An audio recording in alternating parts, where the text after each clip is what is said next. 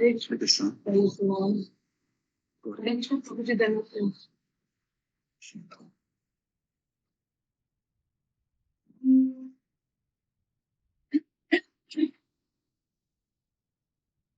हरे कृष्णा सभी भक्त हेलो प्रणाम माता जी। हेलो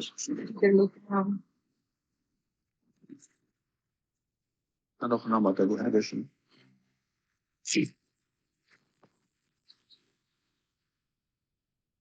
हरे कृष्णा। सभी भक्तों के चरणों में दंडवत प्रणाम। हरे कृष्णा। हरे कृष्णा हरे कृष्णा। सभी भक्तों को दंडवत प्रणाम। दंडवत प्रणाम माता जी। हरे कृष्णा माता जी दंडवत प्रणाम। हरे दंडवत हरे कृष्णा दंडवत प्रणाम।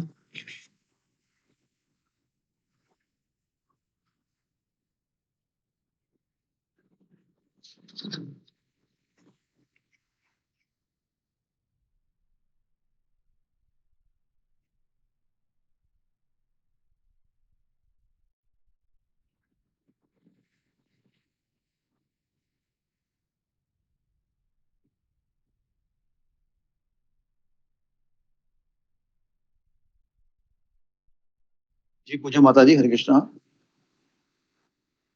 जी प्रभु जी। धन्यवाद माता जी। ओम अज्ञानतिमिरान्धस्य ज्ञानाञ्जनशलाकया चक्षुरुन्मिलितं येन तस्मै श्रीगुरुवे नमः। नमो विष्णुपदाय नमो विष्णुपदाय कृष्णपृष्ठाय भूतले श्रीमते भक्तिवेदान्त स्वामिनिति नामिने। नमस्ते सारस्वते देवी गौरवाणी प्रचारिणे निर्विशेष शून्यवादी पाश्चात्य देशतारिणे। जय श्री कृष्ण चैतन्य प्रभु नित्यानंद श्री अद्वैत गदाधर श्रीवासादि गौर भक्तवृंद। हरे कृष्ण कृष्ण कृष्ण हरे हरे, हरे राम राम राम।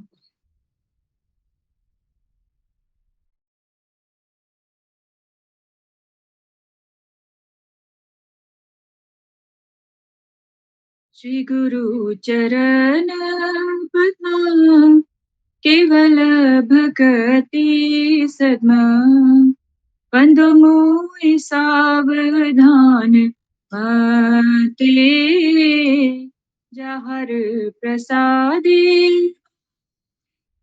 हे भवतोरिया जाय।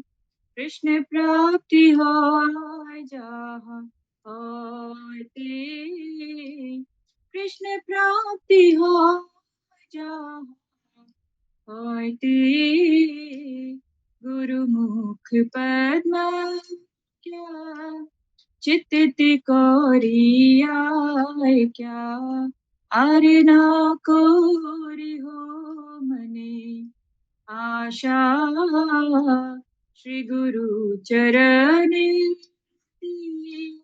ऐसे उत्तम गति जे प्रसाद पूरे सर्व आशा जे प्रसाद पूरे सर्व आशा चक्षुदान दिलो जे जन्मे जन्मे प्रभु से दिव्य ज्ञान हृदय प्रकाशितो दिव्य ज्ञान हृदय प्रकाशितो प्रेम भक्ति जहा होते अविद्या विनाश जाते वेदे गाय जहार चरितो वेदे गाय जहार चरितो श्री गुरु करुणा सिंधु अधम जनार बंधु लोकनाथ लोकेर जीवाना लोकनाथ लोकेर जीवाना हा प्रभु करो दया देहो मोरे पद छाया हा प्रभु करो दया देहो मोरे पद छाया हे बीजश घुषुक त्रिभुवना हे बीजश घुषुक त्रिभुवना श्रीला प्रभुपाद पतित पावना जय गुरुदेव प्रभुपाद प्रभुपाद प्रभुपादा जय प्रभुपादा जय जय प्रभुपाद प्रभुपाद प्रभुपाद जय जय प्रभुपाद जय जय गुरुदेव गुरुदेव गुरुदेव जय जय गुरुदेव निताय गौर हरि बोल हरि बोल निताय गौर हरि बोल निताय गौर हरि बोल हरि बोल निताय गौर हरि बोल। हरे कृष्णा। सभी भक्तों के चरणों में दंडवत प्रणाम। बहुत सुंदर माता जी। बहुत सुंदर गाय माता। हरि बोल माता जी। सुंदर माता जी। हरे कृष्णा। दंडवत प्रणाम माता जी। सभी भक्तों के चरणों में दंडवत प्रणाम। हरे कृष्णा। सभी भक्तों को दंडवत प्रणाम। सभी भक्तों के चरणों में दंडवत प्रणाम। हरे कृष्णा। हरे कृष्णा प्रभु जी दंडवत प्रणाम। सभी भक्तों के चरणों में दंडवत प्रणाम। हरे कृष्णा। जुमा माता जी। हरे कृष्णा। जी हरे कृष्ण प्रभु जी दंडवत प्रणाम। दंडवत प्रणाम माता जी। माता जी कल के बारे में बता दीजिए। जी प्रभु जी। धन्यवाद। ओम ज्ञानतिमिरन्धस्य ज्ञानाञ्जन शलाकया चक्षुर्मिलितं येन तस्मै श्री गुरवे नमो विष्णुपादाय। हरे कृष्णा। गुरु को दंडवत प्रणाम। सभी भक्तों को दंडवत प्रणाम। नमस्ते सरस्वती देवी गौरवाणी प्रचारिणी निर्विशेषण्यवादी पाश्चात्य देशतारिणी श्री कृष्ण चैतन्य प्रभु नित्यानंद श्री अद्वैत गदाधर शिवासदि गौर भक्तवृंद। हरे कृष्ण कृष्ण कृष्ण हरे हरे हरे राम राम राम। ओम नमो भगवते वासुदेवाय। ओम नमो भगवते वासुदेवाय। ओम नमो भगवते वासुदेवाय। कल के बारे में गुरुजी जो भागवतम में जो तृतीय अध्याय है भगवान के अवतार के कई प्रकार के बारे में, तो उसमें गुरुजी कल श्लोका 6 के ऊपर कल चर्चा कर रहे थे। तो जो श्लोका 6 में जो बताया गया था, तो उसमें जो भगवान जी की जो सृष्टि का रहस्य है उसे ब्रह्मा जी के सर्वप्रथम ब्रह्मा जी जो सृष्टि कर रहे थे, तो सर्वप्रथम उन्होंने उनकी 4 जो अविवाहित पुत्र चतुष्कुमार उनकी उत्पत्ति की, जो ब्रह्मांड के नियम अनुଯାयी जैसे एक काल अवधि तक जैसे सृष्टि, पालन और संहार ऐसे निश्चित है कि जो कुछ भी होते हैं कि उसके उत्पत्ति, पालन और संहार एक काल अवधि तक सीमित रहते हैं।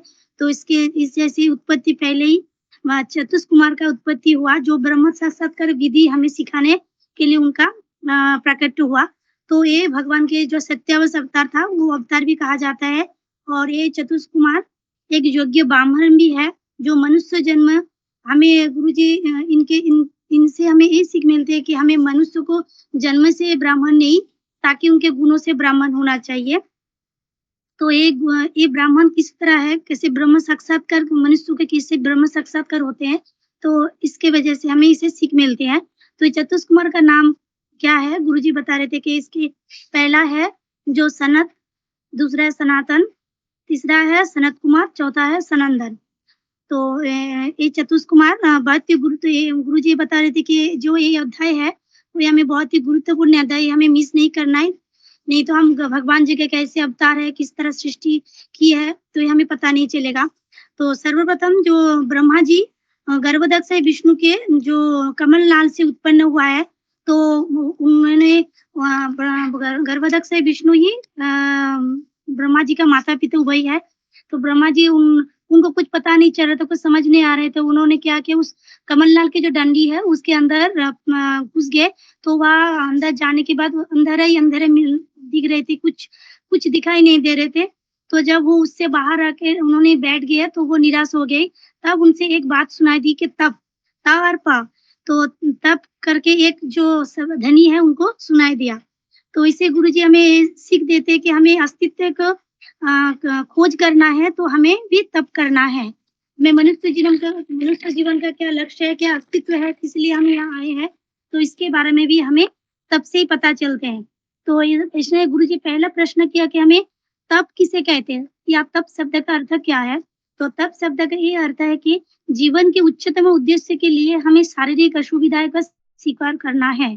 जैसे जो कुछ भी है, हमें जैसे माला करना है तो इसमें हमारा तबीयत ठीक नहीं रहेगा, हमें नींद नहीं पूरी होगी या घर में कुछ काम ज्यादा होगा, फिर भी क्या हमें इस सब असुविधा को झेल कर भी हमें हमारा तपस्या जारी रखना है जीवन के आखिरी वक्त तक। तो यही हमें तपस्या है। तो ब्रह्मा जी के तप करने के बाद उन्होंने हृदय में एक हृदय से भगवान प्रकट हुआ। और तो ये हृदय जैसे गुरुजी भागवत का पहला श्लोका है जो श्लोका नहीं बता रहे हैं, तो इसमें पता चले कि हृदय के गुरुजी ये प्रश्न उठा कि हृदय में जो भगवान प्रकट होते हैं तो हृदय में कैसे प्रकट होते हैं, कि हृदय के 4 भाग क्या है, हृदय कैसे है?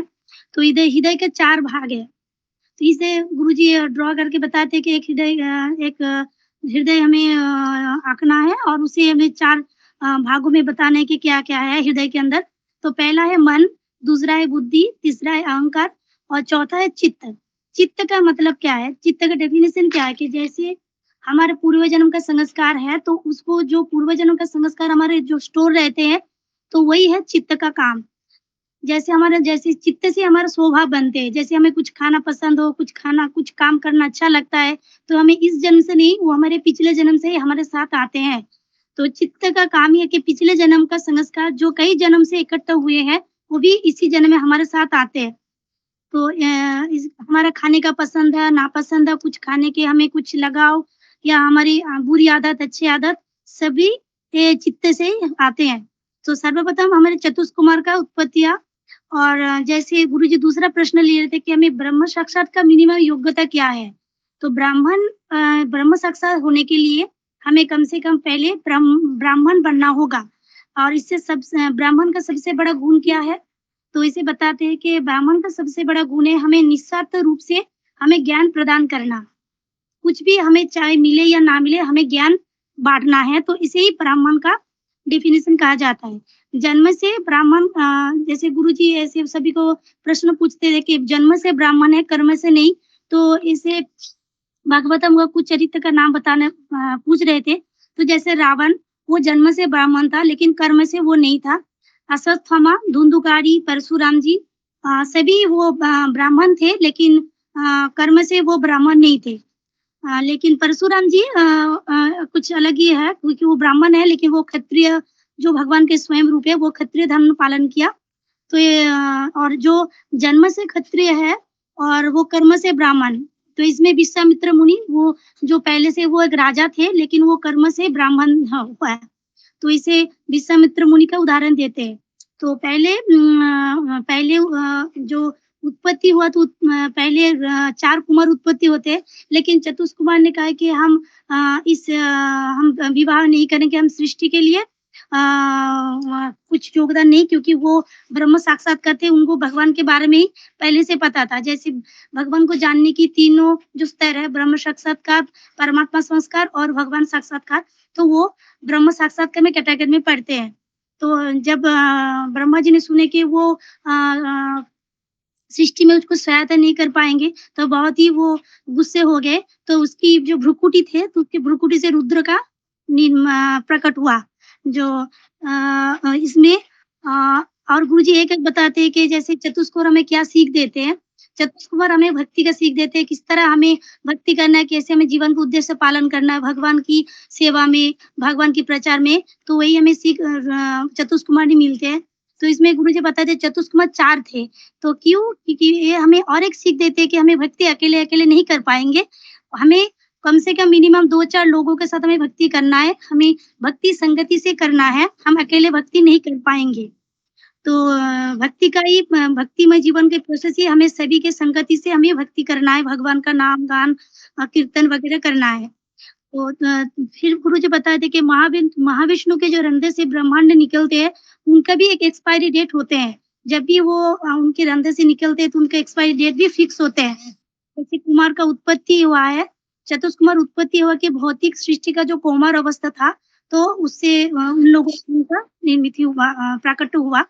और गुरुजी बताते तो जो भौतिक संसार किस तरह से और भी आगे बढ़े तो मनु और शत्रुघ्न के नाम के जो दोनों को ब्रह्मा जी उनको उत्पत्ति करते हैं, तो उनसे सारे सृष्टि ओके, हरे कृष्णा। यहाँ पर हरे कृष्ण गुरुजी दंडवत प्रणाम। प्रणाम। गुरुजी दंडवत प्रणाम। हरे कृष्णा गुरुजी दंडवत प्रणाम, सब भक्त को दंडवत प्रणाम। हरे कृष्णा माता दंडवत प्रणाम। बहुत सुंदर माता जी। हरे कृष्णा प्रणाम सभी भक्तों को दंडवत। हरे कृष्णा।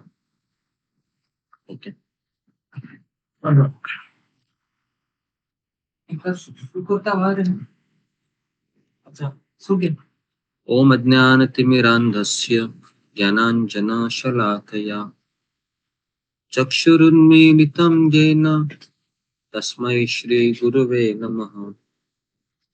नमो विष्णुपदाय कृष्णप्रेष्ठाय भूतले श्रीमते भक्तिवेदान्त स्वामिनिति नामिने।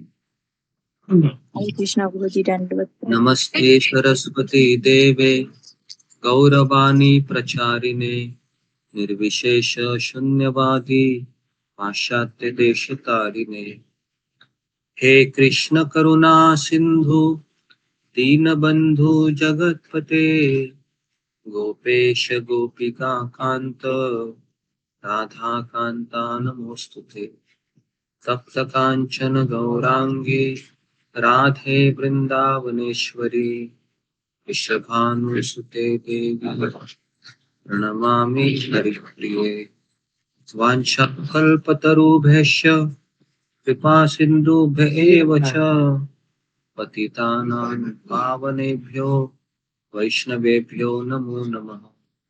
जय श्री कृष्ण चैतन्य प्रभु नित्यानंद श्री अद्वैत गदाधर श्रीवासादि गौर भक्त वृंद। हरे कृष्णा कृष्णा कृष्णा हरे हरे, हरे राम राम राम हरे हरे। नारायणं नमस्कृत्यं नरं चैव नरोत्तमं देवीं सरस्वती व्यासं ततो जयामुदीरये। नष्टप्रायेषु भद्रेषु नित्यं भागवत सेवया भगवतीरुत्तम श्लोके भक्तिर्भवति नैष्टिके। कृष्णाय वासुदेवाय देवकी नंदनाय च नंदगोपकुमाराय गोविन्दाय नमो नमः।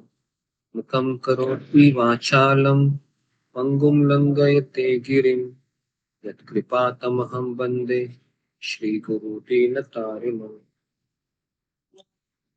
हरे कृष्णा। तो सबका स्वागत है सत्र में।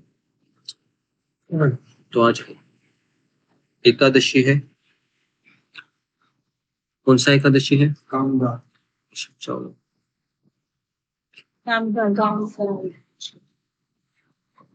ओके, कामदा एकादशी है।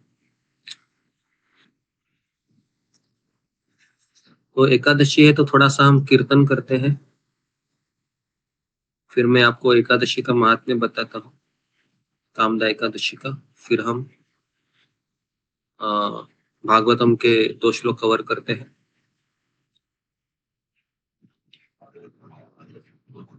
ओके,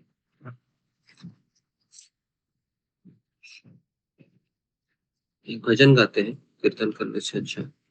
भजन है विभावरी शेष आलोक प्रवेश, ये भजन गाते हैं, बहुत दिनों ये भजन गाया नहीं।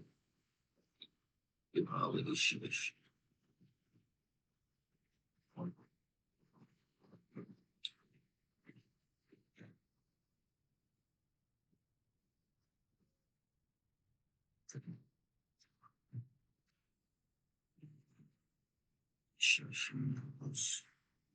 विभावरी शेष आलोक प्रवेश, निद्रा छाड़ी उठा जीवा, विभावरी शेष आलोक प्रवेश, निद्रा छाड़ी उठा जीवा, बोलो हरि हरि मुकुंद मुरारी, राम कृष्ण हयग्रीवा,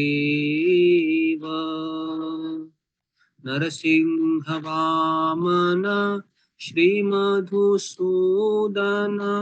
ब्रजेंद्र नंदन श्याम, पूतना पातन कैटभ शातन, जय दशरथि राम, यशोदा दूलाल गोविंद गोपाल, वृंदावन पुरंदरा, गोपी प्रिया जन राधिका रमन, भुवन सुंदर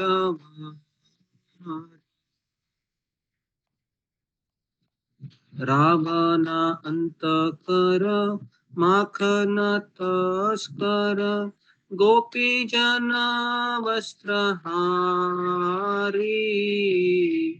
ब्रजेर राखाल गोप वृंदापाल, चित्तहरि वंशीधारी, योगींद्र नंदन श्री नंद नंदन, ब्रज जन भयहारी, नवीन नीरद रूप मनोहर, मोहन बंशी बिहारी, यशोदानंदन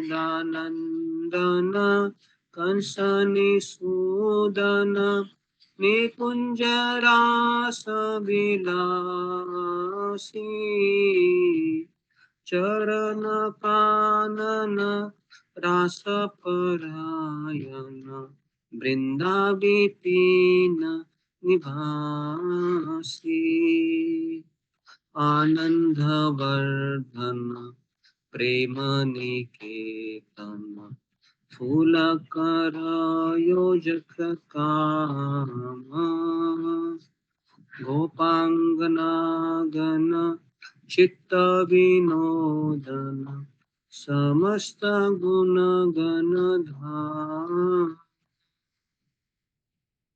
यमुना जीवन केली परायन, मानस चंद्र चकोर, नाम सुधारस गाओ कृष्ण यश, राखो वचन मन मोरा, नाम सुधारस गाओ कृष्ण यश, राखो वचन मन मोरा।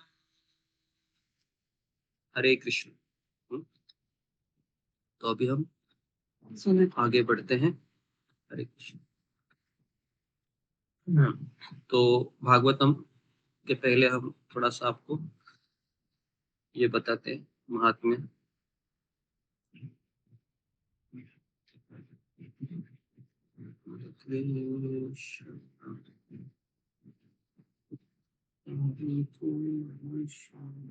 ओके, तो कामदा एकादशी का महात्म्य है जी। तो रामनवमी थी 2 दिन पहले, कल दशमी थी और आज एकादशी है, और आज शुक्ल पक्ष की एकादशी है। तो पद्म पुराण में कथा आती है कि आज के एकादशी के व्रत का पालन करने से ब्रह्म हत्या और अनजाने में किए हुए सभी पापों से मुक्ति मिलती है।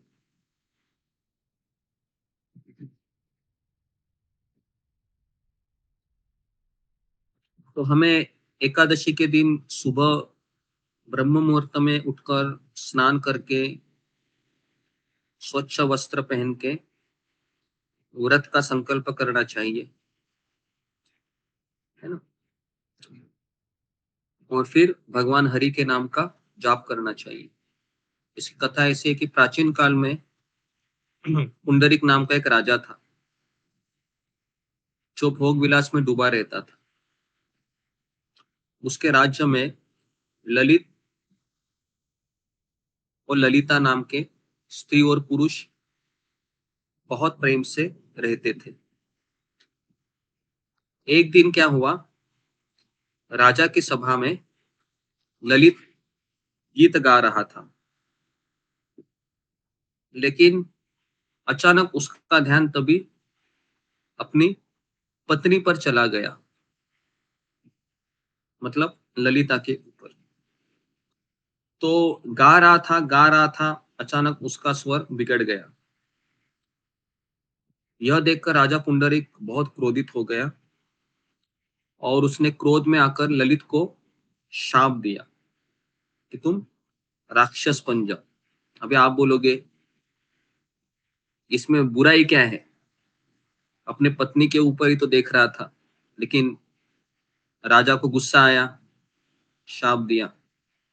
फिर ललित मांस का भक्षण करने वाला राक्षस बन गया और अपने पति का हाल देखकर राजा की पत्नी, नहीं पति का हाल नहीं, ललिता है ना, वो बहुत दुखी हुई। तो फिर अपने पति को ठीक करने के लिए ललिता ने कई लोगों से पूछताछ की कि मैं किस तरह से अपने पति को इस राक्षस योनि से मुक्त करा दूं। तो कई लोगों से विचार विमर्श करके, कई ऋषि मुनियों से पूछताछ करके आखिर ललिता विंध्याचल पर्वत पर श्रृंगी ऋषि के आश्रम में गई। वहां जाकर उसने अपने पति का पूरा हाल कह सुनाया और ऋषि श्रृंग ने ललिता को मनोकामना पूरी करने के लिए कामदा एकादशी के व्रत को रखने के लिए कहा, जो आज के एकादशी पड़ती। ठीक है। साथ ही ऋषि ने कहा कि जो भी उसका पुण्य मिलेगा उससे उसका पति ललित फिर से मनुष्य योनि में आ जाएगा। तो ऋषि के बताए अनुसार उसने चैत्र शुक्ल एकादशी का व्रत किया और अगले दिन द्वादशी को पारण करके व्रत को पूरा किया। इस तरह व्रत पूरा होने पर भगवान विष्णु ने ललिता के पति को फिर से मनुष्य योनि में भेजकर राक्षस योनि से मुक्त करा दिया।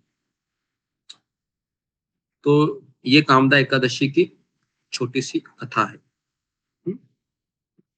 तो इसलिए हमें एकादशी का व्रत पालन करते हैं हम वैष्णवगण, आप सभी लोग इसलिए करते हैं कि ताकि हम भगवान कृष्ण को प्रसन्न करें और हमारी गुरु शिष्य परंपरा में जितने भी हमारे आचार्य हैं उनको हम प्रसन्न करें। तो इसलिए हम एकादशी का व्रत करते हैं। ओके, तो अभी हम भागवतम में प्रवेश करते हैं। गुरु जी क्षमा करें, एक प्रश्न है इसमें कि जो राजा पुंडरीक राजा भोग विलास में डूबा रहता था हमेशा, तो उसका श्राप कैसे फलीभूत हो सकता है? देखिए पहले के युगों में कैसा होता था ना कि किसी ऋषि मुनि को गुस्सा आया, किसी राजा को गुस्सा आ गया तो वो शाप देते थे। अभी आप बोलोगे इसमें इनकी क्या गलती थी, तो वापस कह रहा हूँ कि हम यहाँ पर किसकी गलती है किसकी नहीं है उससे भी ज्यादा क्या मैटर करता है, उससे ज्यादा ये मैटर करता है कि आगे का जो होने वाला था, जैसे उसकी पत्नी ने एकादशी व्रत का पालन किया, है ना। तो कई बार ऐसे होता है कि हमको चीजें समझ में नहीं आती कि मेरे साथ क्यों हो रहा है ना। आप बोलोगे कि इसमें उसकी कोई गलती नहीं थी, गलती किसकी भी नहीं होती इस संसार में। हम सब लोग एक पैदा होते हैं प्रकृति के हाथ के, है ना। तो वो हमको कभी कभी उनसे गड़बड़ी हो जाती है, लेकिन अगर हम भगवान का आश्रय लेने पे मजबूर हो रहे हैं तो फिर वो सही हुआ है ना। तो हमें ऐसी गुरुजी मैं ये बात नहीं कर रहा हूँ। हाँ हाँ मैं ये बात कर रहा हूँ जो राजा भोग विलास में डूबा हुआ है तो नहीं करता, राजा श्राप कैसे फलीभूत हो सकता है उसका श्राप? हाँ, राजा भोग विलास में डूबा हुआ है, लेकिन वहां पर राजा ऐसा ही पुंडरीक नाम का राजा था और राजर्षि हुआ करते, वो राजर्षि भी होंगे उस समय, वो भोग विलास में डूबे रहेंगे। जैसे सुग्रीव भी तो भोग विलास में डूबे रहते हैं ना, लेकिन वो भी तो एक भगवान का भक्त होता है, तो ऐसे भी हो सकता होगा। शाप तो उनका लगता ही होगा ना, राजर्षि इसके लिए शाप लगाओ, अगर वो ऐसे होता तो शाप नहीं लगता था। तो आधा अधूरा थोड़ा ये स्टोरी है, पूरा स्टोरी अगर आप पढ़ोगे तो उसमें सारी चीजें समझ में आएगी। लेकिन मैं वापस कह रहा हूँ, अगर वो जैसा गलत भी उसको लगा होगा, लेकिन उसके उसके बाद क्या हुआ, उसने भगवान का आश्रय लिया, ललिता ने पत्नी ने, और भगवान विष्णु प्रसन्न हुए। तो बहुत सारी चीजें इस तरीके से हम पॉजिटिवली देखते हैं काफी चीजें, क्योंकि इस संसार में हमारा मन हमेशा यही सोचता है कि किसी के साथ अन्याय हो रहा है, किसी के साथ इनजस्टिस हो रहा है, किसी के साथ बुरा हो रहा है। लेकिन ये गलत सोच है, हमें ये सोच, अल्टीमेट सोच ये रखनी चाहिए, अगर मेरे साथ गलत होने पर अगर मुझे भगवान प्राप्त हो रहे हैं तो बार बार गलत को स्वीकारने को मैं तैयार हूँ। समझ में आ रहा है? इसको कहते हैं पॉजिटिव एटीट्यूड, है ना। ठीक है, नहीं तो हम जिंदगी भर रोते रहेंगे, अरे मेरे साथ ये हुआ, मेरे साथ वो हुआ, मैं कहीं का नहीं रहा, अब मैं क्या करूं। इससे तो कुछ नहीं होने वाला। आई बात समझ में अशोक चावला प्रभु? जी जी गुरुजी। ओके, तो हम भागवतम में प्रवेश करते हैं अभी। हमारे पास 45 मिनट है, 10:30 बजे तक हम करेंगे जी। तो कल हमने कितने अवतार देखे थे? कल हमने 2 अवतार देखे। 2 अवतार देखे थे ना, तो आज हम और 2 अवतार देख। तो ये श्लोक क्रमांक क्या है? 8 नंबर गुरुजी। 8 नंबर। 8 नंबर। 8 जी, तो मैं पढ़ रहा हूँ। हाँ, तृतीयं ऋषि सर्गं वै देवर्षित्वं पेत्य सह तंत्रं सात्वतम् आचष्ठ नैष्कर्म्यं कर्मणां यतः। तृतीयं ऋषि सर्गं वै देवर्षित्वम् उपेत्य स तंत्रं सात्वतम् आचष्ठ नैष्कर्म्यं कर्मणां यतः। तृतीयं ऋषि सर्गं वै देवर्षित्वम् उपेत्य स तंत्रं सात्वतम् आचष्ट नैष्कर्म्यं कर्मणां यतः। जी, कोई पढ़ना चाहेगा तो फिंगर को रेज कीजिए। भागवत के श्लोक पढ़ने चाहिए, उससे हमारा शुद्धिकरण होता है। जी,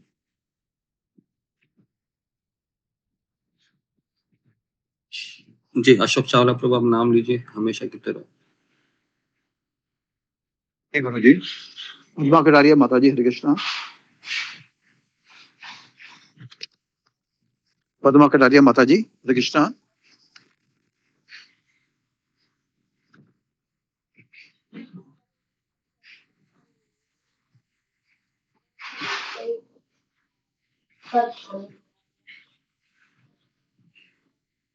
बहुत डिस्टर्बेंस आ रहा है उनके यहाँ से, पद्मा कटारिया से। रंजना माता जी, हरे कृष्णा। हरे कृष्णा प्रभु जी। प्रभु जी आपके चरणों में कठोर करना, सब लोग के चरणों में दंडवत प्रणाम। हरे कृष्णा। तृतीयं ऋषि सर्गं वेदे वर्षित्वम् उपेत्य स तत्रं सात्वतम् आचष्ट नैष्कर्म्यं कर्मणाम्। हरे कृष्ण। तृतीयं ऋषि सर्गं वै देव ऋषि तम उपेत्य सह तत्रं सात्वतमाचेष्ट नैष्कर्म्यं कर्मणाम यत। हरे कृष्णा। गुरु जी दंडवत प्रणाम। धन्यवाद माता जी। गौरी राठौर माता जी। तृतीयं ऋषि सर्गं देवचितं पेत्यसा तंत्रं सात्वं आचष्ट नैष्कर्म्यं कर्मणां यतः। हरे कृष्ण। धन्यवाद माता जी। नुमिता साहा माता जी।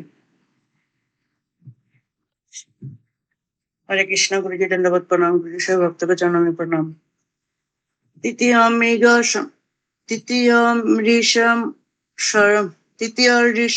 सर्ग बोइम देवर्षि तमोपेतस्य तंत्र शतमष्ट निष्काम्य कर्माणं यथ। हरे कृष्ण। प्रभु जी प्रणाम।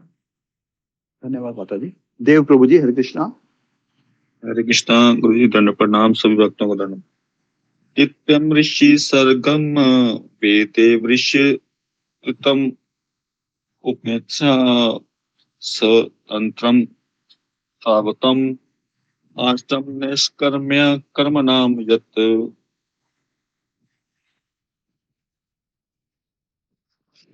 धन्यवाद प्रभु जी। क्षेत्र मतई का हो गया था जी। गुरु जी हरे कृष्णा जी। तो वर्ड टू वर्ड मीनिंग पहले लेते हैं। तृतीयम तीसरा, ऋषि सर्ग वही निश्चय ही, देवर्षित्वम देवताओं में ऋषि का अवतार, उपेत्य स्वीकार करके, सह उन्होंने, तत्रम वेदों का भाष्य, सात्वतम विशेष रूप से भक्ति के लिए, आचष्ट संग्रह किया, नैष्कर्म्यम निष्काम, कर्म नाम कर्म का, यतः जिससे। अनुवाद और तात्पर्य ऐसी भक्ति वेदांत स्वामी शील प्रभुपाद जी द्वारा। प्रभुपाद की जय। ऋषियों के सर्ग में भगवान ने देवर्षि नारद के रूप में, जो देवताओं के महर्षि है, तीसरा शक्तावेश अवतार ग्रहण किया। उन्होंने उन वेदों का भाष्य संकलित किया जिनमें भक्ति मिलती है और जो निष्काम कर्म की प्रेरणा दी करती। ठीक है। तात्पर्य में प्रभुपाद लिखते हैं कि भगवान का शक्तावेश अवतार है कौन? महर्षि नारद। नारद मुनि के बारे में आप सबको पता होगा। कौन मुझे बताएगा नारद मुनि के 5 शिष्यों का नाम कम से कम? जी, फिंगर को रेज कीजिए। नारद मुनि आध्यात्मिक गुरु है, ऐसे महान महान भक्तों के गुरु है। कम से कम 5 बताइए आप ऐसे शिष्य जो नारद मुनि के हैं, डायरेक्ट शिष्य। जी ओके। नमिता साहब। गुरु जी पहले से थे। पहले से थे। ओके। नेक्स्ट, सुमिता सिन्हा। हरे कृष्ण। गुरु जी दंडवत प्रणाम। सभी भक्तों को दंडवत प्रणाम। गुरु जी मेरे को 3 पता है, प्रहलाद महाराज, ध्रुव महाराज और वाल्मीकि जी। ओके, प्रहलाद महाराज, ध्रुव महाराज, वाल्मीकि मुनि। ओके, और इसके अलावा बहुत है उनके शिष्य, को पता होने चाहिए। जी, फिंगर को रेज कीजिए। ओके, रंजना माता जी। हरे कृष्णा। हरे कृष्णा गुरु जी। सेवा के चलो वेद व्यास जी, ध्रुव महाराज, प्रहलाद महाराज, वाल्मीकि मुनि और बिगरारी जो थे। मृगारी। ओके, मृगारी 2 एडिशनल हो गए। मृगारी और वेदव्यास 5 हो गए। इसके अलावा किसी को याद आ रहा है? इन 5 के अलावा गौरी राठौड़। जी, हरे कृष्ण मुझे ध्रुव महाराज, प्रहलाद महाराज जी, गुरु जी इसके अलावा बोलो, 5 के अलावा बोलो अभी नाम। का याद हो, वाल्मीकि हो गया। कयाधु उन्होंने भी कौन? कयाधु मत, कयाधु। कयाधु तो प्रहलाद महाराज की माता का नाम है। हाँ कयाधु उनकी शिष्य नहीं थी, कयाधु उनके आश्रम में बस केवल सुनती थी। जी। और इसके अलावा किसको पता है? फिंगर जी महाराज के जो 10,000 पुत्र थे प्रभु जी, इनके जो उन्होंने दक्ष प्रजापति के जो 10,000 पुत्र जो जिन्होंने उन्होंने उनको दक्ष प्रजापति के 10,000। जी, नारद मुनि। ओके जी, ओके। और हरे कृष्णा गुरुदेव दंडवत प्रणाम। हरे कृष्णा सभी भक्तों को दंडवत प्रणाम। गुरुदेव ज्ञान और वो ती माता के जो तो पुत्र थे, और उसके बाद जो चतुष कुमार भी शायद उनके ही शिष्य हैं। हरे कृष्णा। चतुष कुमार उनके शिष्य नहीं है, नारद मुनि के शिष्य नहीं है चतुष कुमार। जी, चतुष कुमार उनके शिष्य नहीं है। चतुष कुमारों ने संकर्षण भगवान से ज्ञान प्राप्त किया। जी। और नारद मुनि के और ज्ञान वैराग्य। हाँ, ज्ञान वैराग्य। जी। और कोई शिष्य आपको याद आ रहा है? नारद मुनि, दत्तादे, सुमित पाटिल, दत्तादे अलर्क, दत्तादे, दत्तात्रेय नहीं, दत्तात्रेय दत्तादे भगवान है ना जो, पता नहीं मुझे उनके बारे में। ओके, तो बेसिकली इनमें से वाल्मीकि मुनि है जिन्होंने रामायण की रचना की, और वेदव्यास है, उन्होंने भागवत की रचना की।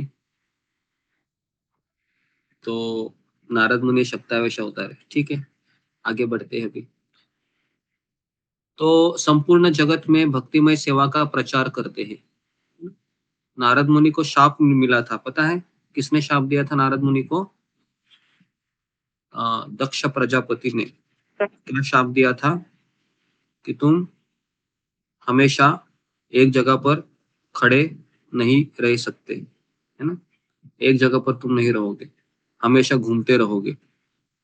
तो कभी कभी श्रील प्रभुपाद जी मजाक में बोला करते थे अपने शिष्यों को कि आपके माता पिता ने मुझे शाप दिया है, इसके लिए मैं हमेशा घूमते रहता हूँ। समझ में आ रहा है आपको क्या कहा मैंने? तो श्रील प्रभुपाद जी है, कभी कभी अपने शिष्यों को मजाक में कहा करते थे कि मैं भी नारद मुनि की तरह ही हूँ, मुझे भी आपके माता पिता ने शाप दिया है, इसके लिए मुझे घूमना पड़ रहा है, एक जगह पर मैं ज्यादा समय नहीं रह पाता। तो जी, शाप क्यों दिया था दक्ष प्रजापति ने नारद मुनि को? जी, फिंगर को रेज कीजिए। क्या कारण था शाप देने का? जी, अशोक चावला लोगों। हरे कृष्णा गुरु जी, उनके पुत्र को नारद जी ने भक्ति में लगाया था, उन्होंने गृहस्थ आश्रम स्वीकार नहीं किया था। जी जी, आपकी बात सही। आप फिंगर को रेस कीजिए ना, शीतल कौल माता जी, आपका नाम लूंगा मैं। हरे कृष्णा गुरु जी। जी, तो ये इसका उत्तर है कि जब दक्ष प्रजापति ने अपने बच्चों को कहा कि जाओ तपस्या करो, तो ये तपस्या करने ऐसे लग गए, है ना। तपस्या करने के लिए क्यों कहा था? क्योंकि ये इनको शादी करनी थी ना, बच्चों की उत्पत्ति करनी। तो बेचारे ये गए और वहां पर नारद मुनि आ गए नारायण नारायण करके। कहा कि तुम क्या कर रहे हो ये? अरे शादी करोगे? अरे शादी करके इसका भला हुआ है क्या? शादी मत करो। क्या करो फिर? ब्रह्मचर्य का पालन करो। तो सारे 10,000 के 10,000 पुत्र ब्रह्मचारी बन गए। तो फिर दक्ष प्रजापति ने देखा, अरे मेरे बच्चे वापस आए ही नहीं। तो फिर उनको पता चला कि नारद मुनि ने मेरे बच्चों को दूसरा ही ज्ञान, दूसरी पट्टी पढ़ाई है। तो इतना गुस्सा हुए कि नारद मुनि खुद को समझता क्या है, इसकी ये मजाल, मेरे बच्चों को इसने है ना, वैराग्य का मार्ग दिखाया और इतना बड़ा शाप दिया, कहा कि ये नारद है वह कभी एक जगह पर रहेगा नहीं, हमेशा घूमते रहेगा। तो इस तरीके से शाप दिया। हालांकि वो नारद मुनि को शाप वरदान के जैसा सिद्ध हुआ। कैसे सिद्ध हुआ वरदान के जैसे, कौन बताएगा? फिंगर को रेज कीजिए। नारद मुनि को दक्ष प्रजापति का शाप वरदान के रूप में सिद्ध हुआ। भक्ति हरे कृष्ण गुरु जी, उन्होंने फिर वो पूरी भक्ति के प्रचार में लगे। हाँ, प्रचार कार्य भी लगे आपकी तरह जी। तो जी, क्यों भक्ति प्रचार कार्य में लगे वो? क्योंकि एक जगह पर रुकते नहीं थे, तो जहां जाते थे वहां पर वो क्या करते थे? प्रचार करते थे, है ना। तो प्रचार कार्य करना चाहिए, बहुत जरूरी है। प्रचार कार्य क्यों करना चाहिए, कौन बताएगा? प्रचार कार्य करने से भगवान खुश होते हैं। जी, फिंगर को रेज कीजिए, क्यों भगवान खुश होते हैं? जी, सुजाता। कृष्ण गुरु जी दंडवत प्रणाम, सब भक्तों दंडवत। गुरु जी, जो प्रचार करने से जो बद्ध जीव का उद्धार होता है, वो भगवान खुश हो। प्रचार का कार्य किसका है? एक्चुअली भगवान का कार्य है, तो भगवान की जिम्मेदारी को अपने सर पर लेता है वो। इसके लिए भगवान संतुष्ट होते हैं प्रचार करते कर, बराबर है। कम से कम दिन में हमको फोन कॉलिंग की सेवा करनी चाहिए, 4-5 लोगों को कॉल करना चाहिए, किसी को ऐड करना चाहिए, है ना। जैसे अभी मैं दिल्ली में आया था, यहाँ पर एक सात्विक प्रभु के घर रुका हूं मैं, तो कल मेरे माता पिता उनसे मुलाकात हुई, ऐसे ही दोनों आए थे, तो हमने रात का डिनर किया और उनके पास चले गए नीचे, बड़ा घर है इसका। तो नीचे चले गए तो मैंने कहा कि देखो मैं आपके घर आया हूँ तो आपको भगवान का नाम लेना पड़ेगा, है ना। तो 2 मालाएं वहीं पर थी, तो उसकी माँ भी थी। माँ ने कहा हम करेंगे, पिताजी भी वहां पर बैठ गए और दोनों ने एक एक माला की शुरुआत की, है ना। दोनों ने हरे कृष्ण महामंत्र का जप किया, दोनों का भक्ति का अकाउंट शुरू हो गया, है कि नहीं, कल के दिन ही। और आज एकादशी के दिन था, तो आज सुबह हम बैठे थे तो उनके पिताजी ने 4 माला की तुरंत, है ना। तो बोला कि बहुत अच्छा लग रहा है गुरुजी, मुझे भी। बोला करते रहो फिर अच्छा लग रहा है तो करते रहो, है ना। तो बहुत अच्छा लगा कि यहाँ पर आने से 2 लोगों का अकाउंट शुरू हो गया, है ना, हरे कृष्ण महामंत्र का जब शुरू हो गया। और उसके बाद हमने उनको कहा कि आप हमारे हरिद्वार ऋषिकेश यात्रा जा रही है, आप आ जाइए। तो उन्होंने कहा गुरुजी हम जरूर आएंगे, हम 6 लोग आएंगे, है ना, हमारे ताऊ ताता को भी लेके आएंगे, उनकी पत्नी भी आएगी। तो मैं कहा ये तो बहुत अच्छा हो गया, वो भी वहां पर आएंगे तो उनको भी भगवान का नाम सुनाई देगा। तो इस तरीके से, है ना, प्रचार है वो बढ़ते जाता है ना। तो इसके लिए प्रचार कार्य करना बहुत जरूरी है। किसी के घर रहना है, किसी घर जाते हैं तो कोई ना कोई है वो पता नहीं अकस्मात माला उठाएगा, चैंटिंग शुरू करेगा, है ना। और पहले से वो, उनके माता पिता नॉनवेज भी नहीं खाते हैं। उसके बाद बिना प्याज लहसुन का उन्होंने कहा था कि हम 9-10 महीने से नहीं खा रहे हैं। तो मैंने कहा अभी तो आपको केवल 16 माला करनी है, थोड़ा सा चाय कॉफी पीते हैं। तो मैंने धीरे धीरे, है ना। तो इस तरीके से ये, है ना, प्रचार कार्य होता है धीरे धीरे। तो इस तरीके से ब्रह्मांड में सर्वत्र विभिन्न लोकों में तथा समस्त योनियों के सारे बड़े बड़े भगवत भक्त उनके शिष्य है। प्रभुपाद लिखते हैं भागवतम के संकलन करता व्यासदेव भी उन्हीं के शिष्यों में से एक है। उन्होंने एक ग्रंथ लिखा है, उनका नाम है नारद पंचरात्र। कितने लोगों ने वो पढ़ा है? नारद पंचरात्र पढ़ा है किताब? इस्कॉन की किताब है वो, नारद पंचरात्र। जो भी हम डीटी वर्शिप करते हैं ना इस्कॉन में, तो वो नारद मुनि के पंचरात्र विधि है, उन्हीं में से लिया है हमने, प्रभुपाद जी ने। ओके, तो यह नारद पंचरात्र कर्मियों को कर्म बंधन से मुक्ति दिलाने की शिक्षा देता है। बद्ध जीव अधिकांश सकाम कर्म के प्रति आसक्त होते हैं क्योंकि वे अपने श्रम द्वारा जीवन का आनंद भोगना चाहते हैं। हम में से कितने लोगों को लगता है कि हम भी ऐसे ही है, कि हम भी सकाम कर्म के प्रति बहुत आसक्त हैं, क्योंकि उस श्रम से हमें आनंद मिलता है ना? क्योंकि बराबर है। तो हम सब सकाम कर्म में ही आते हैं। हमको लगता है ऐसे माला कर रहे हैं, लेकिन अगर हम अपने हृदय के गहराई में जाकर थोड़ा सा सोचे तो लगता है कि मैं भी ऐसे ही हूँ।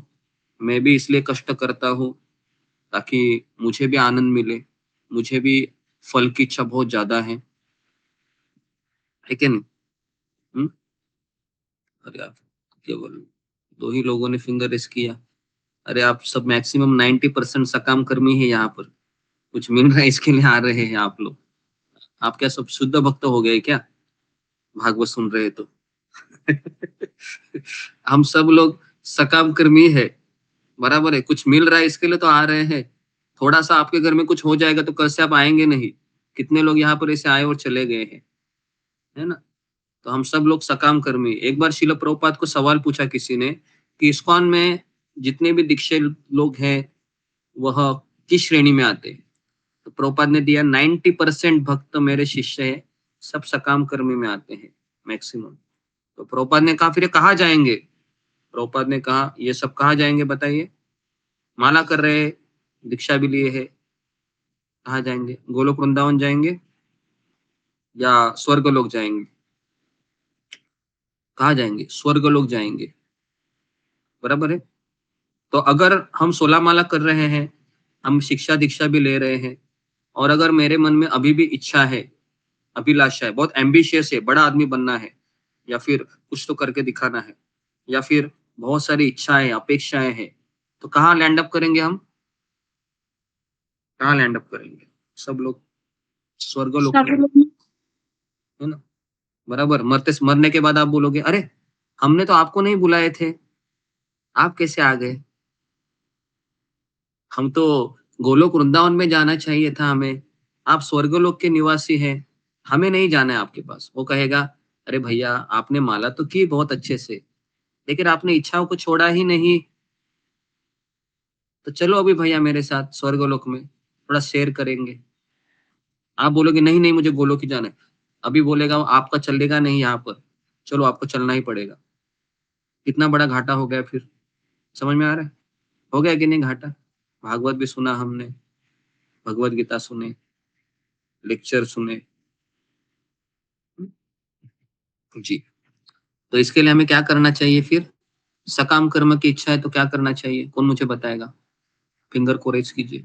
हाँ, अपेक्षाएं हैं मेरी, अभिलाषाएं भी हैं, अभी भी मेरा मन शुद्ध नहीं है, क्या करूं फिर मैं अभी जी? तो क्या करना चाहिए? हाँ, फिंगर को रेज कीजिए। क्या करना चाहिए फिर? तो कुछ नहीं करना चाहिए, ऐसे ही चलते रहना चाहिए। हाँ, अशोक चावला प्रभु। गुरु जी प्रयासरत तो हैं, हम प्रयास कर रहे हैं, पर अपनी इच्छाओं से मन को खींच के प्रभु चरणों में लगाना चाहिए। अपनी इच्छाओं को खींच के वहां से मन हम इच्छाओं कैसे का विलोप करेंगे? वही तो पूछ रहा हूँ। प्रभु के चरणों में लगाए वो हमको पता है। सत्संग में रह के, वो गुरु चरणों में रह के कर सकते हैं। ये कौन सी इच्छा है अभी आपकी? अभी तो कोई इच्छा इतनी कोई खास नहीं है मेरी गुरु जी। खास इच्छा नहीं है, ठीक है। मुझे तो लगता है बहुत इच्छा है आप में, आपसे बात करता रहता हूँ। नहीं, कोई इच्छा ही नहीं है गुरु जी, कोई इच्छा नहीं, ठीक है। सच कह रहा हूँ। तो ओके, हाँ, ठीक है।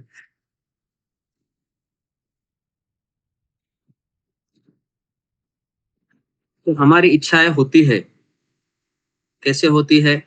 तो शायद हमें उसको पता नहीं है ना, लेकिन सामने वाला व्यक्ति उसको पहचानता है, इच्छाएं होती हैं। अन्य अभिलाषिता शून्यम, रूप गोस्वामी व्याख्या देते हैं। अभिलाषा का अर्थ है अपेक्षा, इच्छाएं। हम सबकी इच्छाएं हैं, बराबर है। एक बार प्रभुपाद ने कहा था कि व्यक्ति को 2 चीजें दे दो, आपको समझ में आएगा वो भक्त है या कौन है। कौन सी वो 2 चीजें मैंने कही थी, याद है किसी को? किसी को भी कैरेक्टर को टेस्ट करना है, वो कैसा है, तो 2 चीजें देना है। कौन बताएगा उसको? फिर वो समझ में आएगा। किसी को याद है? मैंने कहा था ये बात है, 2 चीजें। जी ओके, रूबी कुमारी। हरे कृष्णा गुरु जी, धन्यवाद प्रणाम। गुरु जी उसको पैसे दे दो और स्वतंत्र दे दो, फ्रीडम। फ्रीडम तो उसको तो ठीक है, 2 चीजें हैं, एक चीज बराबर कही, दूसरी चीज ठीक है, दूसरी चीज मैं बता रहा हूँ। एक है उसको पैसा दे दो, दूसरा है उसको पोस्ट दे दो। पोस्ट मतलब समझ में आया, कोई एक अधिकार दे दो, जैसे उसको प्राइम मिनिस्टर बनाओ या एमएलए बनाओ, क्या करेगा वो? देखो फिर करेगा।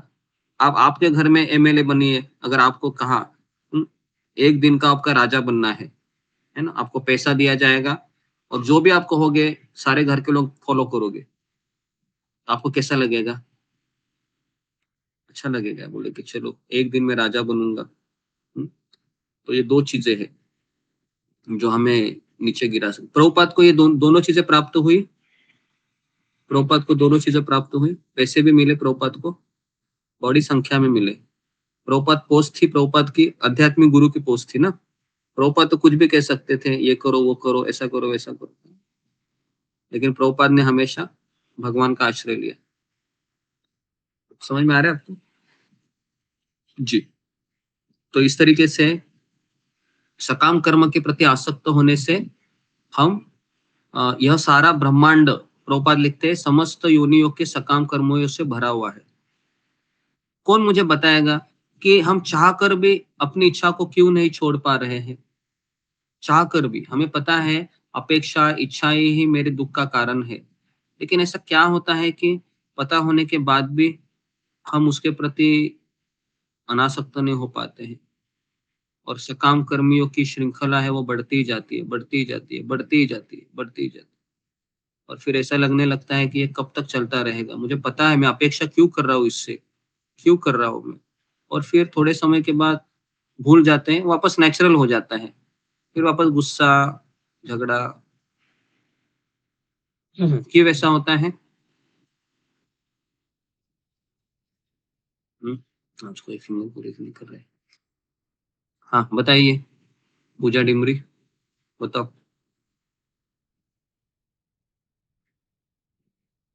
हरे कृष्णा गुरु जी, दंडवत प्रणाम, सही भक्तों को दंडवत प्रणाम।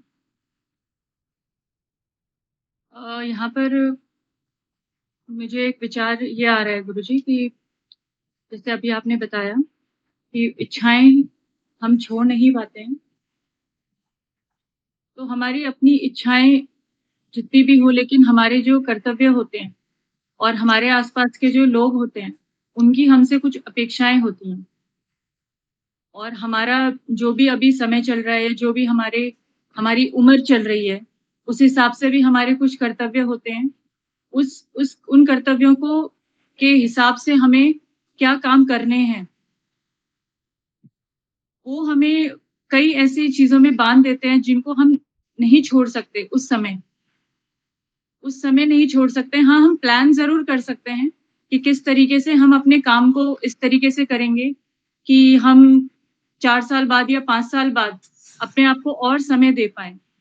तो किसी एक पर्टिकुलर पॉइंट ऑफ टाइम पर हम एकदम से ये डिसीजन नहीं ले सकते हैं कि हम अपनी सारी इच्छाओं को। मेरा सवाल ये नहीं है, मेरा सवाल क्या है, मेरा सवाल है कि हम क्यों नहीं छोड़ पाते। मैं ये नहीं कह रहा हूँ कि क्यों नहीं छोड़ पाते, हाँ कर्तव्य है, लेकिन कर्तव्य भी हम निस्वार्थ भाव से कर ही सकते हैं, उसकी बात नहीं कर रहा हूँ। बात मैं ये कर रहा हूँ कि क्यों ऐसा होता है कि हमको पता है अपेक्षा नहीं करनी चाहिए, लेकिन अपेक्षा हो जाती है, फिर वापस गुस्सा आता है, वापस फिर हम सोचते हैं कि हाँ मैंने तो लेक्चर में सुना था, अपेक्षा के कारण सकाम कर्मियों में हम बंधे हुए रहते, दुख मिलता है। ये मेरा सवाल है, फिर भी हम उसको छोड़ नहीं पाते। इसका मुझे एक कारण ये समझ में आता है, क्योंकि एक तो जिसने मतलब इच्छाओं का पालन करते हुए या मन को हाँ कहते कहते अगर उसके सामने ऐसी कोई परिस्थिति नहीं आई जिसको वो पार नहीं कर पाया, कोई ऐसी प्रॉब्लम उसके सामने खड़ी नहीं हुई जब तक जिसके आगे वो आगे ही ना बढ़ पाए, तो फिर उसको वो चीज याद ही नहीं रहती है। हम अपनी इच्छाएं, हम सोचते हैं कि आज हम ये काम नहीं करेंगे, लेकिन हमारी इच्छा हम पर हावी हो जाती है। उस इच्छा को पूरा करने के बाद भी सब कुछ नॉर्मल चलता रहता है, तो हमें ये लगता है कि शायद ठीक है, इससे भी काम चल रहा है हमारा, तो इन इच्छाओं के साथ साथ भी हम सब कुछ कर सकते हैं।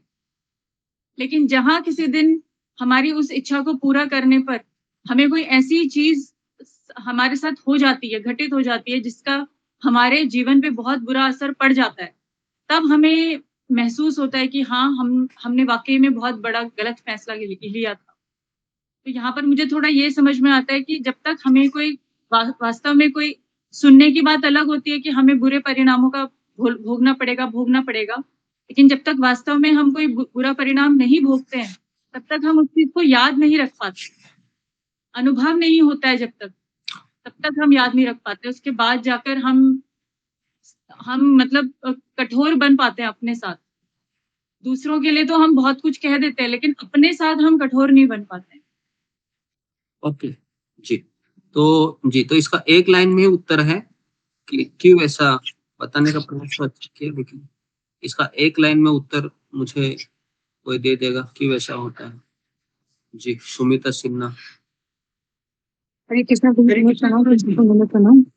गुरु जी, आपने बताया था कि जो जीवात्मा है, मनुष्य है, वो सुधरना ही नहीं चाहता है, और दूसरा कि हमारा अनर्थ इतने ज्यादा हो जाते हैं कि उसका प्रवृत्ति हमेशा बनी रहती है, और अर्थ बढ़ाने की प्रवृत्ति नहीं रहती है। जैसे कि हरे कृष्णा महामंत्र जपने का अर्थ आपने बताया था कि अनर्थ को कम करना नहीं है, हमें अर्थ को बढ़ाना है, शायद, पता नहीं गुरु जी। हरे कृष्णा प्रणाम जी, ये एक कारण है कि हमारे अनर्थ हमें वो चीज करने नहीं देते हैं, ये एक कारण है।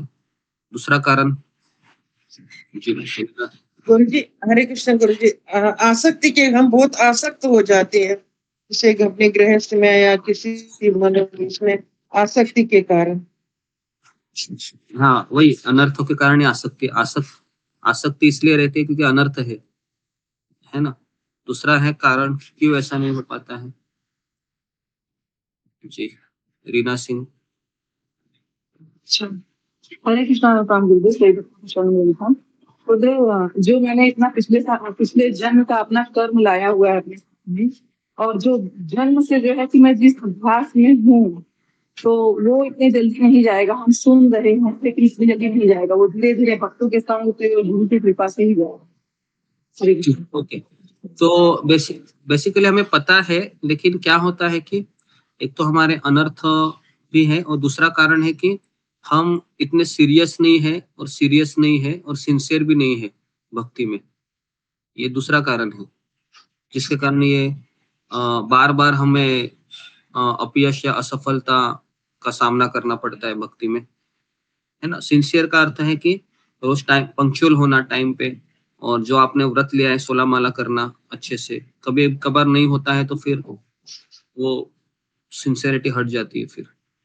और दूसरा है सीरियसनेस, मतलब जब भी समय हो आपको तब माला उठाए, कोई रिकॉर्डिंग सुने, इस तरीके से, है ना। तो फिर वो अपेक्षा फिर धीरे धीरे कम हो जाएगी। तो सारा ब्रह्मांड कहते हैं प्रभुपाद की सकाम कर्मियों से भरा पड़ा है। पूरा ब्रह्मांड मतलब क्या है, ब्रह्मलोक से लेके पाताल लोक तक, केवल पृथ्वी लोक नहीं, केवल मनुष्य योनि है, देवी देवता भी पकड़ लो उसमें, गंधर्व, किन्नर, राक्षस, असुर सब आ गए उसमें। सकाम कर्म, क्योंकि इस संसार में हम जी भी इसलिए रहे हैं ताकि मुझे कहीं से ना कहीं से कुछ मिलेगा, तभी मैं काम करूंगा या तभी मैं हाथ पैर हिलाऊंगा। अगर कोई मुझे कुछ नहीं देगा तो मैं गधा मेहनत नहीं करूंगा। ऐसे लोग बोलते हैं ना, मुझे गधा मेहनत नहीं करनी है, कुछ तो चाहिए मुझे, बराबर। लेकिन प्रॉब्लम क्या है, वो कुछ तो चाहिए में क्या होता है, कुछ तो चाहिए में फिर दूसरी इच्छा बढ़ जाती है, दूसरी चाहत बढ़ जाती है। तो फिर क्या करूं मैं, तो इसके लिए फिर कृष्ण के लिए चाहत करो या कृष्ण के लिए अपेक्षा करो, ठीक है, ये कार्य कर सकते। नेक्स्ट, किंतु प्रकृति का नियम है कि प्रत्येक क्रिया की परिणाम कारक प्रतिक्रिया होती है, और कर्म करने वाला अच्छे या बुरे कर्मफल से बंधा होता है। Very very important. कोई भी हम कार्य करेंगे उसका एक रिएक्शन होता है। अभी आप बोलोगे रिएक्शन तो मुझे पता नहीं चल रही है, मेरा काम तो बढ़िया हो रहा है, लेकिन वो रिएक्शन कहाँ हो रही है, ऐड कहाँ हो रही है, एडिशनल हमारे अकाउंट में एडिशनल हो रही है। तो अच्छे कर्म का फल भौतिक संपन्नता है। लिखिए, अच्छे कर्म का फल क्या है, भौतिक संपन्नता, मतलब आपको पैसा मिलेगा, रौनक मिलेगी, प्रसिद्धि मिलेगी, अच्छे कर्म का फल। और बुरे कर्म का फल क्या है? लिखिए, भौतिक कष्ट।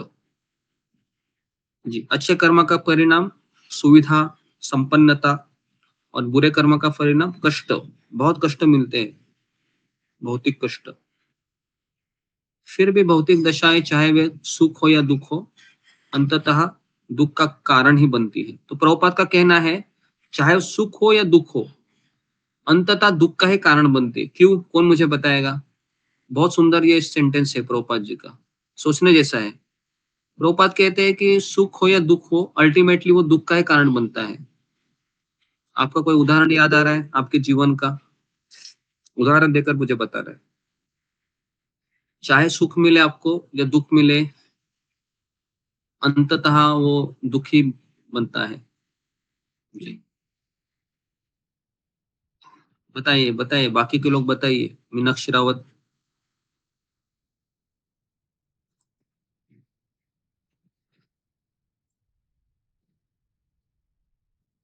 हरे कृष्ण गुरुजी, दंडवत प्रणाम।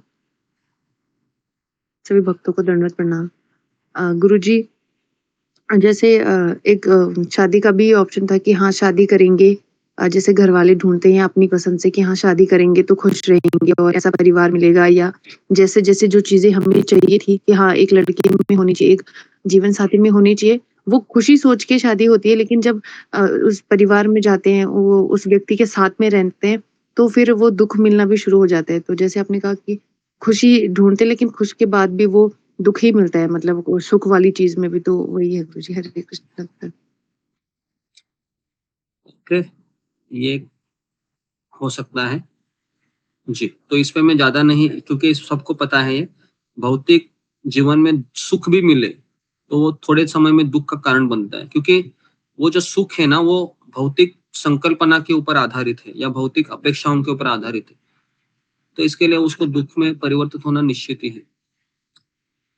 मूर्ख भौतिकवादियों को यह पता ही नहीं होता है कि मुक्त अवस्था में शाश्वत सुख कैसे प्राप्त करना चाहिए। नारद मुनि इन मूर्ख सकाम कर्मियों को बताते हैं कि किस तरह वास्तविक सुख प्राप्त करना चाहिए। वे संसार के रुग्ण मनुष्यों को निर्देश देते हैं कि किस प्रकार अपने वर्तमान पेशे से उनका आध्यात्मिक उत्थान हो सकता है। वैद्य दूध की बनी वस्तु खाने से अपच से पीड़ित रोगों को दूध से ही बना दही खाने का उपचार बताता है। तो यहाँ पर प्रभुपाद जी उपाय बता रहे हैं। जैसे दूध है, दूध से पेट खराब होता है, बराबर है, लेकिन उस दूध से बनी हुई दही से पेट खराब होने का इलाज मिलता है। अतः रोग का कारण है तथा उसका उपचार एक ही हो सकता है, किंतु उपचार करने वाले को नारद के समान कुशल वैद्य होना चाहिए। प्रभुपाद कहते हैं, गीता का यही उपदेश है कि अपने श्रम के फल से भगवान की सेवा करनी चाहिए। जी, ये इसका उपाय है। तो इसका उपाय क्या है? अपने श्रम के फल से क्या करना चाहिए? भगवान की सेवा। तो ये इसका सही उत्तर है कि कैसे हम इस सकाम कर्म से बचे, क्योंकि सकाम कर्म से फल मिलेगा और फल से भगवान की सेवा करनी चाहिए। लेकिन वो फल भगवान को देने की इच्छा ही नहीं होती है, पहली बात है ना। वो फल हमें चाहिए होता है, क्योंकि उस फल में जूस होता है जो हमको बहुत टेस्टी आनंद देगा। लेकिन जब आनंद मिलता है भौतिक, उसके पीछे एक दुख भी आता है ना। ठीक है, तो ये हो गया 8वां श्लोक। अभी 9वां श्लोक जाते हैं। तुर्ये धर्म कला सर्गे नर नारायणो ऋषि भूत्वा आत्म उपशम पेतम अकरो दुष्करम तपः। चौथे अवतार में भगवान राजा धर्म की पत्नी के जुड़वा पुत्र हुए। क्या उनका नाम है? नर और नारायण, जुड़वा पुत्र हुए। हाँ, चौथे अवतार में। फिर उन्होंने इंद्रियों को वश में करने के लिए कठिन तथा अनुकरणीय तपस्या की। तो चौथा अवतार की बात हो रही है। राजा धर्म की पत्नी, जुड़वा बच्चे, नर और नारायण। ओके जी। तात्पर्य, राजा ऋषभ ने अपने पुत्रों को उपदेश दिया कि भगवान का साक्षात्कार करने के लिए तपस्या ही मनुष्य का एकमात्र कर्तव्य है। कौन मुझे बताएगा कि भक्ति करने के लिए तपस्या का इतना क्यों जोर दिया गया है? जी, फिंगर को रेज कीजिए। तपस्या करने के लिए क्यों ज्यादा कहा गया है भक्ति के लिए, भगवान का साक्षात्कार करने के लिए? जी, अरुणा यादव। गुरुजी प्रणाम से भक्तों। गुरुजी अपने भगवान को प्राप्त करने के लिए तपस्या करना जरूरी है, क्योंकि अगर तपस्या नहीं करेंगे तो हम भगवान को प्राप्त नहीं कर सकते। ये तो हमें भी पता है, लेकिन तपस्या करने के लिए क्यों कहा गया है वो बताओ। क्योंकि तपस्या करेंगे तभी हमारा शुद्धिकरण हो सकता है, और शुद्धिकरण से ही हम भगवान को प्राप्त कर सकते हैं। हाँ, लेकिन तपस्या मतलब क्या होता है वो तो बताओ। जीवन के उच्च उद्देश्य को प्राप्त करने के लिए, मतलब उच्चतम, अपने शरीर को तपाना चाहिए, क्योंकि तपाना चाहिए अपने असुविधाओं को मतलब सुविधाओं को त्याग कर, मतलब सुविधा, अपने जीवन में सुविधाओं को त्यागना चाहिए, तभी हम भगवान को प्राप्त कर सकते हैं। अच्छा, गुरु तपस्या का डेफिनेशन क्या बताया था मैंने कल? बताइए, कौन बताएगा? जी, सुविधाओं का त्याग करना। जी, लेकिन कष्ट नहीं सहेंगे करते तो सब नहीं हो जाएगी। उसका पूरा जी, इसका पूरा डेफिनेशन ओके।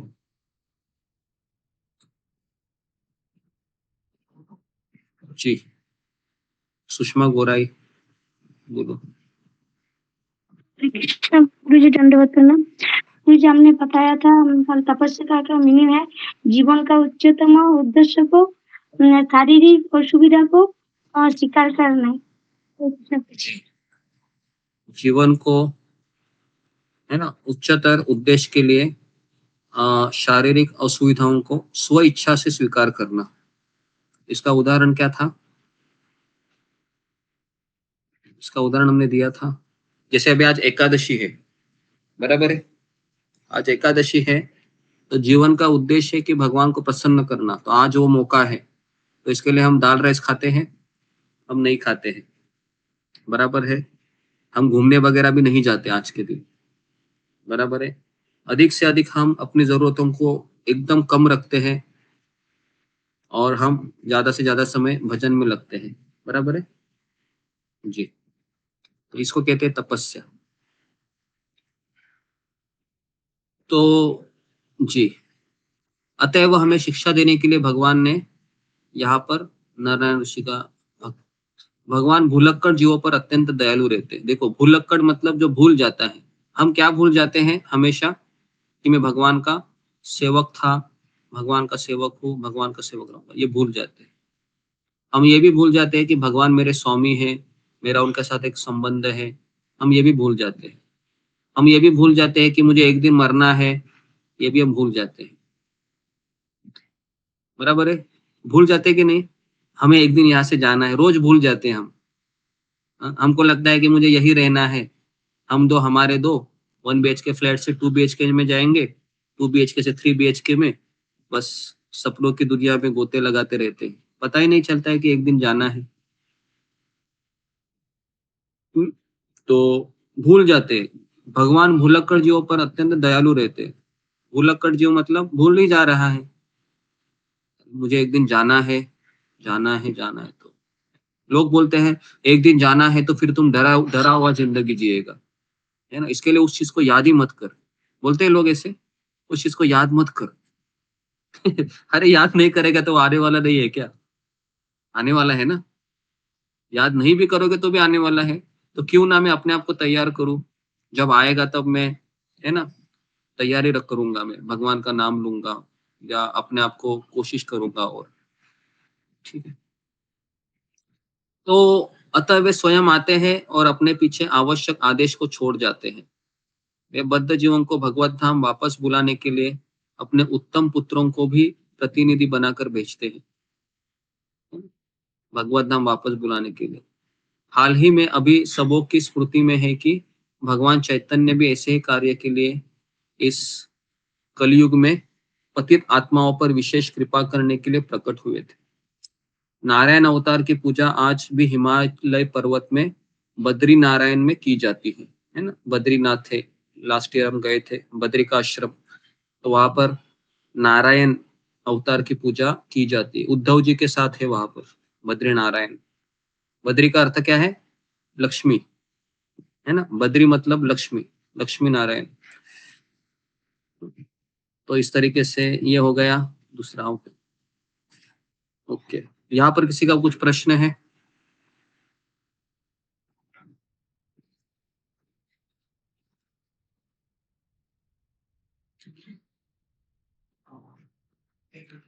अभी तक जो पढ़ा है, नहीं तो हम 10वां श्लोक कवर करते हैं। ओके, 10वां श्लोक छोटा सा ही है। 5वां अवतार। पंचम कपिलो नाम सिद्धेश काल विप्लुतम प्रवाचा सूरये साक्ष्यम तत्वग्राम विनिर्णयम। भगवान कपिल नामक 5वां अवतार सिद्धों में सर्वोपरि है। उन्होंने आसुरी ब्राह्मण को सृष्टिकारी तत्व तथा सांख्य शास्त्र का भाष्य बताया, क्योंकि कालक्रम से यह ज्ञान विनष्ट हो चुका था। तो कपिल मुनि है, ये 5वें अवतार है। कौन मुझे बताएगा कपिल मुनि किसके पुत्र थे? फिंगर को रेज कीजिए। कपिल मुनि के माता पिता के नाम बताइए।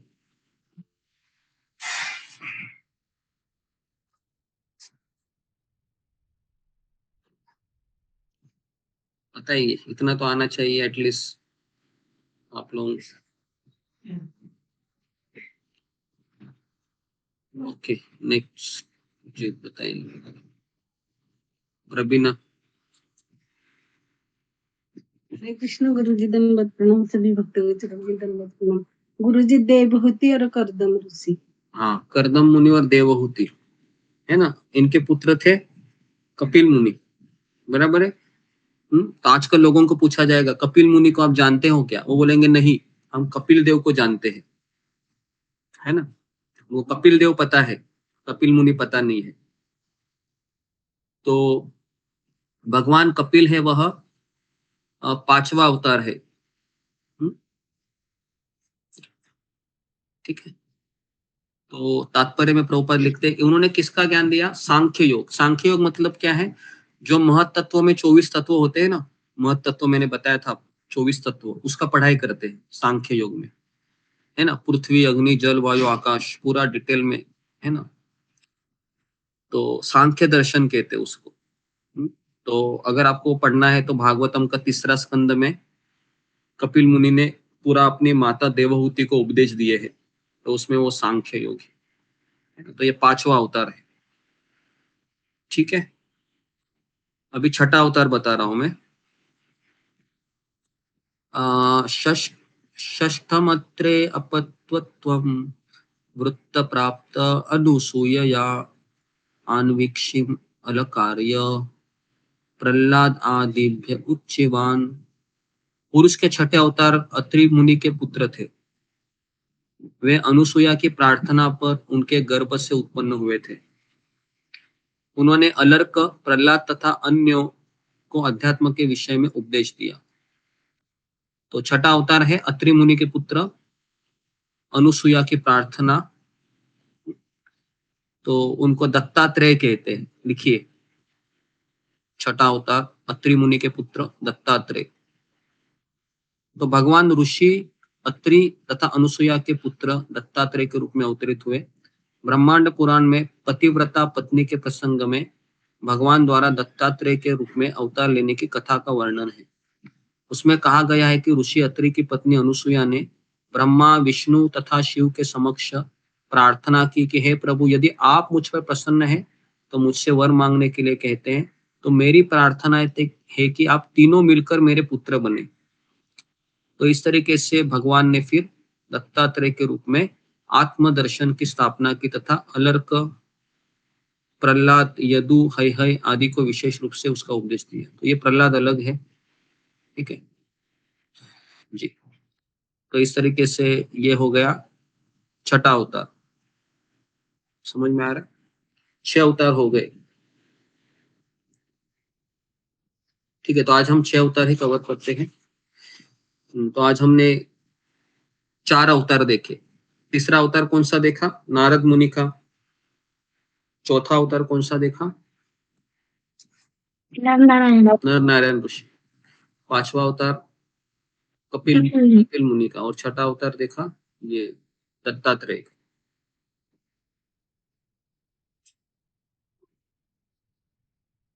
ठीक है, तो यहाँ पर मैं रुकता हूँ। किसी और कुछ प्रश्न है अवतारों के बारे में?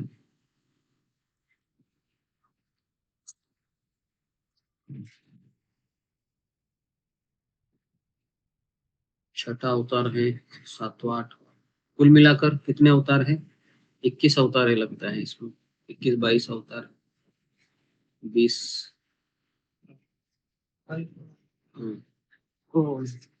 जी, आखिरी कल की अवतार है, कल की जो है ना। ओके जी, ओके। तो यहाँ पर मैं रुकता हूँ। आप सबका बहुत बहुत धन्यवाद। ग्रंथराज श्रीमद् भागवतम की जय। श्रील प्रभु जय जय जय। हरे कृष्णा गुरुजी दंडवत